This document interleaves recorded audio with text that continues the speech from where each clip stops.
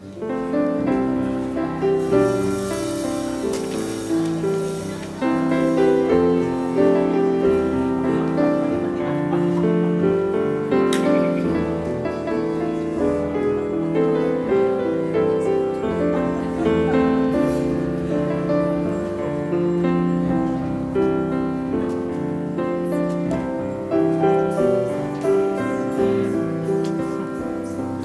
morning, everybody. Good morning and welcome to the Ventura Center for Spiritual Living. I'm Reverend Bonnie Rose. It's great to see you here this morning on this beautiful Mother's Day. Let's stand up and we'll sing together our congregational hymn, which is Hands of Grace.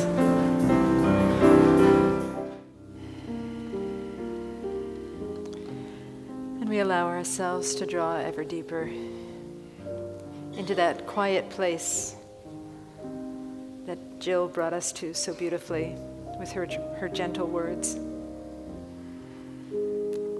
Let us breathe. Let us allow ourselves to be. Let us be still and know the I am as we relax and let go and listen to the words of our sacred reading. The Wide Continuum of Mothering by Amy Young. To those who gave birth this year to their first child, we celebrate with you. To those who lost a child this year, we mourn with you. To those who are in the trenches with little ones everywhere, every day and wear the badge of food stains, we appreciate you. To those who experience loss through miscarriage, failed adoptions, or running away, we mourn with you. To those who walk the hard path of infertility fraught with pokes and prods, tears and disappointments, we walk with you. Forgive us when we say foolish things. We don't mean to make this harder than it is. To those who are foster moms, mentor moms, and spiritual moms, we need you. To those who care for animal children, we appreciate you. To those who have warm and close relationships with your children, we celebrate with you. To those who have disappointment, heartache, and distance with your children, we sit with you. To those who lost their mothers this year, we grieve with you. To those who experience abuse at the hands of your own mothers, we acknowledge your experience. To those who live through driving tests, medical tests, and the overall testing of motherhood, we are better for having you in our midst. To those who have aborted children, we remember them and you on this day. To those who are single and long to be married and mothering your own children, we mourn that life has not turned out the way you longed for it to be. To those who step-parent, we walk with you on these complex paths. To those who envision lavishing love on grandchildren, yet that dream is not yet to be, we grieve with you. To those who have emptier nests in the upcoming year, we grieve and rejoice with you. To those who place children up for adoption, we commend you for your selflessness and remember how you hold that child in your heart. And to those who are pregnant with new life, both expected and surprising, we anticipate with you. This Mother's Day, we walk with you.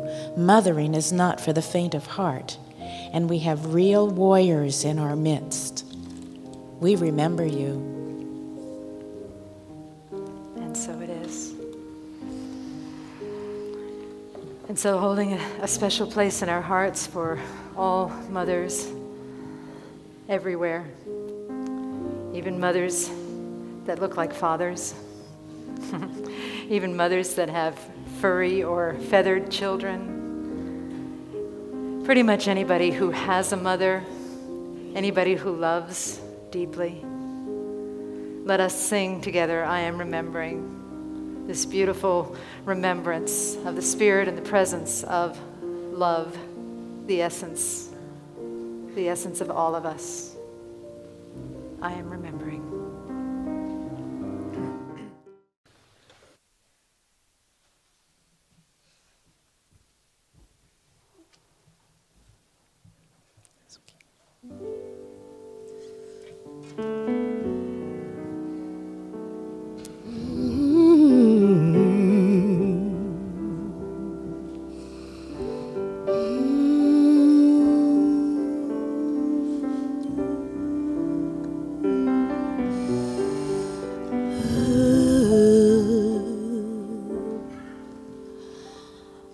I come to the garden alone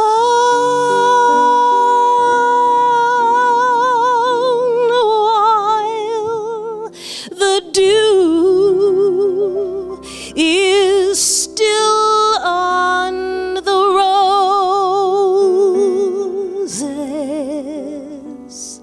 and the voice I hear falling on my ear, the love of God discloses.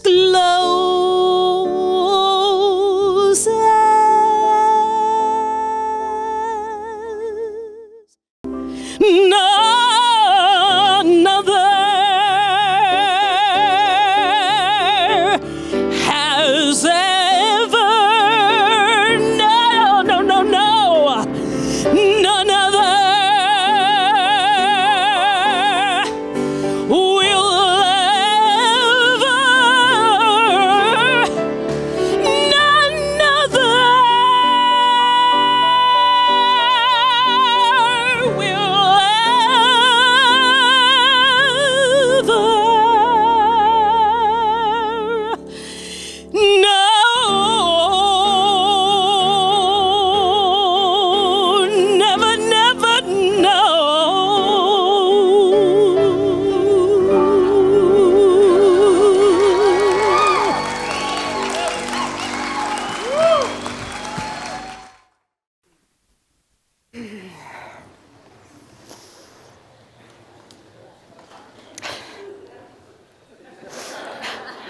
I'm not a pretty crier.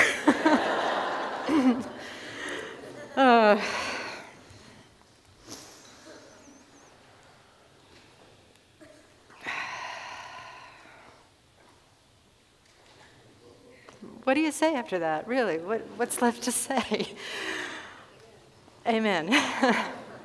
Oh, well, I'm sure I'll find something.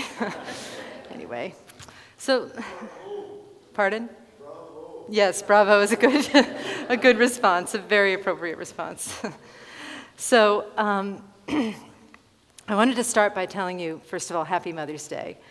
And then I wanted to also tell you about something that I did a couple of months ago that I shared with you. You may remember when I spoke shortly after Easter, I talked about how I had gone to a seminar at Edwin Gaines' place in Alabama, and I had done the fire walk, walked on hot coals, and it was bracing and exhilarating and really fun.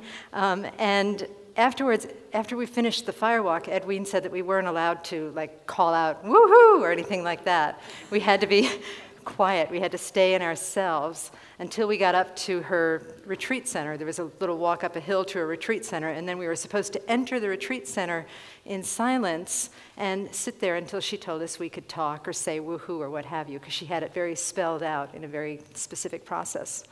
So we all sat down, 34 ministers sitting there in silence, which is unusual. And, and instead of allowing us to speak, she put on a song, the song Today, Today While the Blossoms Still Cling to the Vine. Anybody know that song? Yeah? Anybody who's a Girl Scout or a Boy Scout? Do you sing that in Boy Scouts? Yeah. I would sing it, but I'm afraid I'll start doing ugly crying again if I sing it. So I just thought it was an odd choice after Walking on Fire. I was expecting the theme from Rocky or something like that, but she put on Today While the Blossoms Still Cling to the Vine. I'll taste your strawberries. I'll drink your sweet wine. That better be one of your children calling. Really? Okay. Dana, okay. Say hi, Dana. All right. And that song finished, and then she put on The Impossible Dream, sung by an operatic tenor. And that just killed everybody. It was so beautiful. And afterwards, again, we sat there in non-ministerial-like silence, just perfect silence where you could hear the crickets going in the background. And finally, somebody broke the silence. One of the ministers said, "It must be the best thing in the world to sing opera." And me, my shy little self that hardly likes to speak in front of anybody, believe it or not, I stood up and I said, "You know what? It is." Because when I was diagnosed with cancer 5 years ago, a touch of cancer as I like to call it, one of the first things that I said to myself was, well, if I die, at least I got to sing opera with orchestra. And then I burst into tears and I sat down. But I think about that statement, at least I got to sing opera with orchestra, and I think about, what the equivalent for everybody sitting in this room is, and if you don't happen to be a former opera singer, what that equivalent is. And I think it's showing up, doing something that you love with passion and commitment and being on fire and having to be so focused and so present and so in the moment. Doesn't it sound a bit like mothering? Doesn't it sound a bit like parenting? Doesn't it sound a bit like taking care of a beloved pet who is not feeling well, or making a garden? Nurturing anything that you love, even like an aging parent or a parent that is making their transition. It is like singing opera with orchestra. We have to be so present and so committed and so there, and it is so beautiful. And part of what makes it beautiful is the fact that it doesn't seem to happen every day. It does happen every day, but we don't notice it. And also the fact that these peak moments that we want to cling to so desperately are in fact impermanent. In our featured book for this week, The Magic of the Soul by Patrick Harbula, there's a story about how the author, Patrick, Reverend Patrick, was sitting down with his family to dinner one evening, and they were having a normal dinner conversation. And in the midst of this normal conversation, Reverend Patrick said to them, "What would we say to each other if we knew that the world was going to end in 10 minutes?" And they took it seriously, and the whole conversation changed. Their conversation became much deeper and much richer and much more present, much more like singing opera with orchestra or caring for a beloved child or a beloved parent. And so the name of this talk this morning is 10 Minutes to Love. We don't have to wait until the world is going to end in 10 minutes. We can start playing and acting as if we've got 10 minutes to say the most important things in our heart anytime we choose to do it. Because 10 minutes in eternity is probably 10,000 years or more. But we're all here showing up to hold the grace of both love and impermanence that are inexplicably intertwined with one another. And today, on this beautiful day of Mother's Day, that is certainly about love and impermanence, Mother's Day is always kind of, I won't say bittersweet, but it's happy and sad at the same time for many of us. We're going to look at and navigate some of the beingness around the ideas of love and impermanence. The Buddha said that impermanence was one of the basic facts of existence, that everything is impermanent except perhaps impermanence itself. Pema Chodron had this great quote that is sitting on my dresser at home right now. Forgot to bring it with me. But what she said basically was that we try and we try and we try to control our lives and to cling on to things that we want to make permanent. And we're so disappointed when the things that we wish we could have forever turn out to be, in fact, like everything else, impermanent. I believe it was Pema Chodron in this article I read that said that some of us turn to wrinkle cream and plastic surgery as an attempt to erode the effects of impermanence. I'm not personally opposed to any of those things. I just happen to be hygienically and grooming challenged. So I thought instead I would speak with you about one of my struggles with impermanence. My ridiculous defiance of impermanence. So some of you know this already. Some of you have heard the news that our beloved Todd is moving to the East Coast. Our announcement man, our announcement guy, our choir director. Keep it coming, babies. Come on, come on. Good, because I wasn't sure how I was going to get through this. But you're helping me. You're making me laugh. Really, you know, if we want to blame somebody for this atrocity, we could blame Stephen if we wanted to, but it's Todd's partner. But what I'm thinking is that we could be a little more religious science and do the thing of when you're pointing at someone, there's 3 fingers pointing back at ourselves, right? We could blame ourselves because we taught in this church that you can have a magnificent life. And we taught about infinite possibilities that are not just limited to Ventura. And then we taught the little whatever how to pray. And so, and that was so wrong. That was just so wrong. But he did it, and Todd is moving away to a great opportunity, and I know we don't want to begrudge him that, but part of me is still resisting that so much. I'm going through all the stages of grief. Part of me just does not want that to happen. We're talking chains, and you know, if we chain him up downstairs, he can still use the bathroom, and he can still make it up here to direct the choir. You know, a really long chain, and there's a kitchen down there, you know. What else does he need? Lots of meetings down there. Lots of company. So I'm struggling. You can't tell, I'm sure. One of the things you probably don't know is, you know, Todd and I sometimes, well, you may have noticed that sometimes we goof around up here on stage when we're singing Namaste. Notice the swaying up here. And one of the ways that I've been coping is I've been saying, Namaste, traitor. Namaste, traitor. Yeah, you must stay, traitor. I think maybe we should just all throw that in this week, don't you think? In fact, maybe we should just say that to anybody we meet. Namaste, traitor. Works really, really, really, really well. Not quite the intention we had in mind. But anyway, I know that there is a good in this. There's a good in this that we ought to have, and I'm not there yet, but I'm looking for that good, and I'm inviting all of you to hold the greater potential for that good with me, and to recognize that Todd is just the exemplar of that beautiful person, that beautiful Pema Chodron quote that I left on my dresser by mistake. Todd is teaching us, once again, as he has taught us so much, that we want things to be permanent. We want things to stay the same. We want to cling on to what is because we think, how can it be without that? How can it be without Todd? Who's going to lead the freaking choir? What is life going to be without that thing that we're clinging to? And we try, and we try, and we try, and once again we realize that life is impermanent, and we better find a way to make peace with that. Because when we make peace with impermanence, that is what opens us up to the greater possibility of the greater yet to be that is being birthed.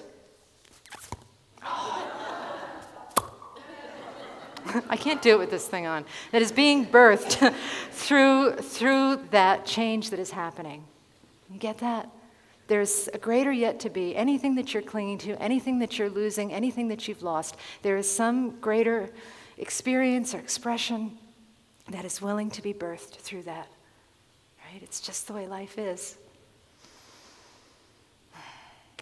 There's a beautiful title, a book title. I haven't actually read this book, but I have it on my shelf, and it's on my to-read list. And it's by Neil Donald Walsh, who wrote Conversations with God, right? And the name of this book is When Everything Changes, Change Everything. So I'm thinking about what I can change. Well, I did already mention the change of the chains down in Martha's Hall, but that's not quite what he had in mind, I think. I think the main thing that I think is powerful to change is our attitude about change. It's look at where we're holding on and see if we can really recognize the beauty and the wisdom and the power that is inherent in this thing called impermanence. As I was contemplating the idea of impermanence, and as I often do, I'm reminded of this time probably 6 or 7 years ago when it was January, and I don't know about you guys, but my Christmas tree is like a member of the family. I just fall in love with my Christmas tree every year, and I just think it's the best tree we've ever had, and I love all the lights on it, and I love all the ornaments and all the stories they could tell if they could talk, and I love all the Christmas decorations around the house, and I just sit and stare at my Christmas tree for hours because I love it so much. And the night before I know I'm going to have to take it down, I try and take it down before Easter if I can, you know. But the night before I take it down, I just look at it with so much love, and I just say, thank you so much. Thank you for being born for me. Thank you for being my Christmas tree. I just love it so much. And so, go through a little letting go process, through a little mourning process. And one year, when I was letting go of my Christmas tree, one of our beautiful cats became ill. She had had some kind of a stroke, and it was getting to be her time when we were going to put her down. So I'm mourning the Christmas tree and also mourning the upcoming loss of our beautiful kitty. And I just sat there feeling so sad about the nature of existence, that it's love and loss, and they're intertwined. And why can't it just be love? Why can't it just be love? Why do we have to have this loss too? And so I sat in that sadness, and I sat in that mystery, and I was just praying, give me something. I know it's all impermanence, and the only thing permanent is impermanence, but give me something to hold on to. Please, God, give me something that I can hold on to. And I got something that I couldn't hold on to with my hands, but certainly with my heart. And that was the realization that impermanence is an essential aspect of love. That love is so much stronger and so much sweeter and so much deeper because it has the capacity to be gone. That love is more meaningful because we don't have that thing that we're loving all of the time. Part of my reaction to hearing that Todd was moving on was, oh my gosh, did I appreciate him and love him enough while he was here? And I think we did a pretty good job. You know how much I care about you. But I didn't appreciate him as much as I appreciate him. As we're starting to look around and think about who can do the announcements, who can do the choir, who can run the talent show, that's like the work of 6 people, and there's Todd, There's Todd doing it all. Let's all do another, oh.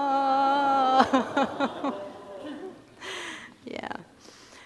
So are we appreciating what is as much as we really appreciate it? That's what I got from that meditation on my cat, Audrey, and my beautiful Christmas tree, and the nature of life and the nature of impermanence. Impermanence exists to enhance love and to enhance our appreciation of what is. And really, when I'm really honest about it, as much as I want it to be all love and no impermanence, I think, do you agree? I think it's a pretty good idea. I think that God, whoever created love and impermanence, whatever created love and impermanence, I think it had the right idea, because it deepens us and it sweetens us. And it becomes even deeper and sweeter and more meaningful if we practice the realization and the marriage of love and impermanence before it's up in our face. In fact, that we practice it every single day, that we live as if the truth of love married to impermanence is true. I shared with you at the beginning of the year in January that was one of my spiritual intentions, not only for me, but for our spiritual community, if you were willing to be on this wild ride with me, of really taking steps to live as if the truth is true, to really live and to really know these principles and to back up that knowing with action. And I felt like this year I really put on my combat boots and I started taking bigger strides and bigger risks and bigger vulnerabilities and bigger intimacies to live as if the truth is true. And one of the greatest ways that I know to live as if the truth of love and impermanence is true is to practice what I described at the beginning of this talk, that 10 minutes to love exercise. What if you were to pick somebody in your life, anybody in your life, and just pretend that you had 10 more minutes with them? What would you say? Most of all, I think it would be about love and forgiveness and gratitude. Love, forgiveness, and gratitude. I know that we taught this in the Magic of the Soul class that I'm teaching right now, and several people have been trying it. Somebody tried it with someone that she didn't know very well, and it was a beautiful experience. Someone else tried it with her partner. Another, me, I've been trying it with emails, you know. Instead of just sending a routine email, just take a moment before I send this email and say, wow, you know, what if this was my last email to this person? What would I say? And it changes the whole tone of the interaction. I said it to the practitioner who was on pulpit support with me last week, Amy Michelson. In the middle of the service, I just leaned over and I said, if I had 10 minutes to love, this is what I would say to you. And of course that ended in lots of tears and nose blowing. But that's generally what it is. It awakens us. It awakens us to something deeper and something richer. And I think what it is awakening us to is that beautiful marriage of love and impermanence that we all walk with and talk with and call our own every single day. But this way we get to really, really live it. There's another way to practice that I didn't mention that I want to share too. It's with this 10 minutes to love scenario, but it's 10 minutes to love total strangers. It sounds a little kinky out of context, but you know, you don't have to go up to a total stranger and say, I'm playing this game that I got 10 minutes to love and this is what I would say to you. No, I've been practicing like in the line at the grocery store, just thinking, what if this is the last time I'm going to see this person? What would I want them to know? A total stranger I met at the Ojai Storytelling Festival. She was talking to the person I was with. She was chatting and it was time to go. And before I left, I just said, you know what? I want to tell you, I think you're beautiful. And her whole face lit up. Oh, thank you, she said. I wasn't making it up. It's just something about the urge of this, or the impetus of the understanding that we're both eternal and immortal and mortal at the same time, just has awakened something within me that I just want to share with all of you and share with the world. So if you would, take a moment just to think about this. 10 minutes to love. What would that look like in my life? Who would I talk to? What would I say? How would it feel? You won't know till you try it. But I really recommend making this a daily, if not hourly, if not minute by minute, spiritual practice. 10 minutes to love. It will feel vulnerable. It will feel intimate. There may be people who don't want to hear what you have to say. But I promise you, you won't regret it because it's not about changing the world. It's about changing the inner self. And that's actually what does change the world. So back to Todd. We're having a celebration on Father's Day to say happy trails. June 21st, we'll probably have the sacrament of cake.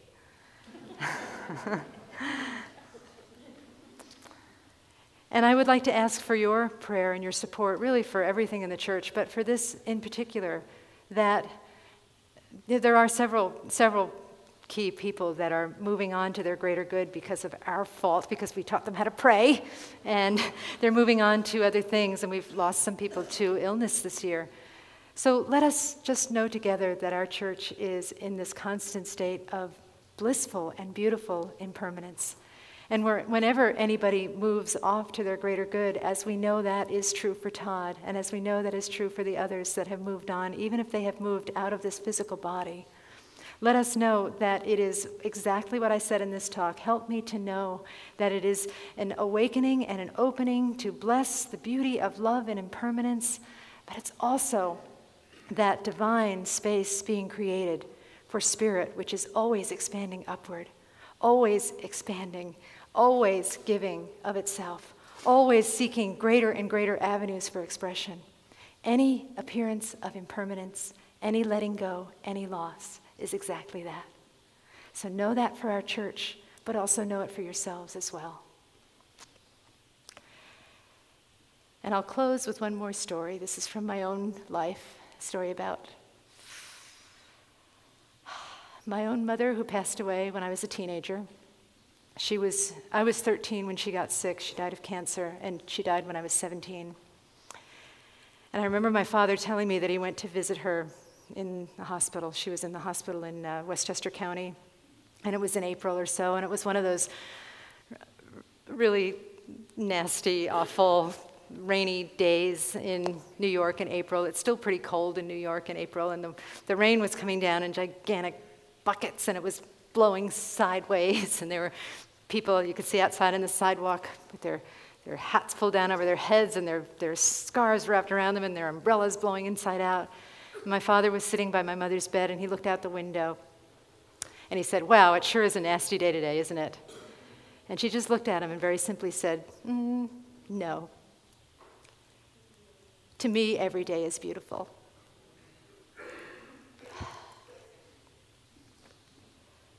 So without being in that place, without being in a hospital, without knowing that our death is approaching, even though, as one of my friends in the congregation says, who are we kidding?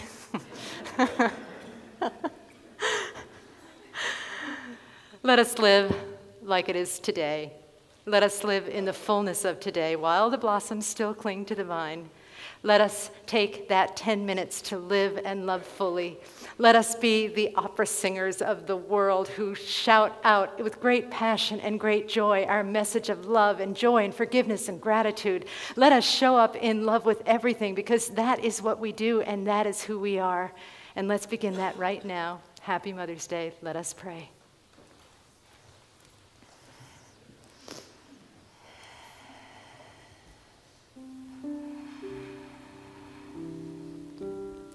Okay, so I just turn within and just allow this moment to be in all of its fullness. I allow what has been stirred up to be stirred up, whether it's joy or sorrow, whether it's loving or leaving. I allow the fullness of this moment to rest as the fullness of God, which is the presence of goodness in everything, even the things that we would rather not see or speak about or hear. I move into this deeper, greater place of willingness, into this place of vulnerability, into this place of knowingness that life is so much more than I thought it could be. That life contains the blissful, beautiful darkness and light, and that is absolutely perfect. And so I connect to the depth of this message right here and right now. I allow it to fill my heart, my body, my being, my solar plexus. I know that this truth of existence, this truth of awareness, awakening within each of us is true. And so with this firmly implanted in mind and heart and being, I now commit to show up with passion and to live as if this truth is true. I make it a practice to look for places in my life where I can love like I've got 10 minutes to love. I look for places in my life where I can express deep appreciation and deep gratitude. I look for places in my life where I can show up as me with all of my passion and all of my fullness and all of my unknowing and all of my trust. I simply rest in the mystery of God and allow it to inform me as it will in its own perfect time. And I allow myself to trust that life is perfect in its own beautiful, crazy, awkward, clumsy, mystical, magnificent way. I am so grateful for this spiritual teaching, so grateful for this truth, so grateful for the depth and power of this congregation. I pray together that all of our needs are easily and abundantly met through this mystery called God, and that we don't resist too much on the journey, but that if we do resist, we allow it to inform us, we learn from it. I bless our time together this morning. I bless the healing that I know has occurred, the hearts that have been opened, the lives that have been changed. I bless the spiritual center and every single person in it, as I bless all paths to God, churches, temples, synagogues, mosques, ashrams. I bless fundamentalists and atheists alike, knowing that everyone is a blessing. And with a heart that is so filled with gratitude, so filled with the mystery, so filled with trust, I say thank you. Thank you, God. And I release these words into love. And together we say, and so it is. For all those times you stood by me, for all the truth you made me see, for all the joy you brought into my life, for all the wrong that you made right, for every dream you made come true, for all the love I found in you. I'll be forever thankful, Mama. You're the one who held me up and never let me fall. You're the one who saw me through it all. You were my strength when I was weak. You were my voice when I couldn't speak. You were my eyes when I couldn't see.